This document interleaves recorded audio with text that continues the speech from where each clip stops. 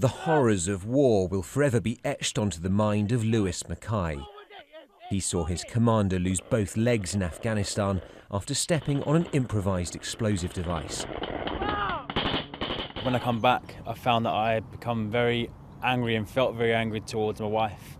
In my head, she didn't exist whatsoever. If she did something that I didn't, in my head, thought was right, then I would feel the urge to lash out. And it actually got to the point where I was physically sitting on my hands and biting my hands to stop myself doing that. Lewis's case is not unusual. Research published today shows that young men are more likely to turn to violence if they've served in the armed forces, particularly in the lower ranks.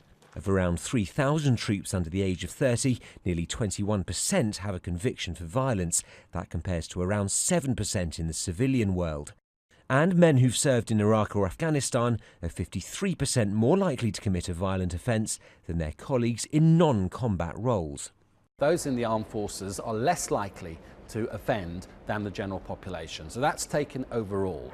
But within that group, unfortunately, there are groups more at risk. And in particular, those who have deployed in combat roles and also have mental health and drinking problems afterwards, there we do see quite a marked increase in violent offending in the years that follow their deployment.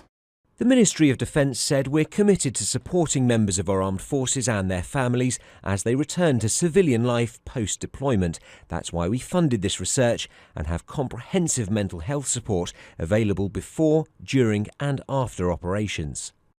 I asked for help and I found help. The younger lads who come out refuse to ask for help because it's seen as a weakness. Therefore they bottle it up and then they, create mistakes. The report acknowledges that those who choose to become a soldier are likely to have a more aggressive disposition than your average person. But almost 10 years on since the start of the Iraq War, it's clear we still don't fully understand the impact that conflict on this scale has on our servicemen and women. Richard Suchet, Sky News.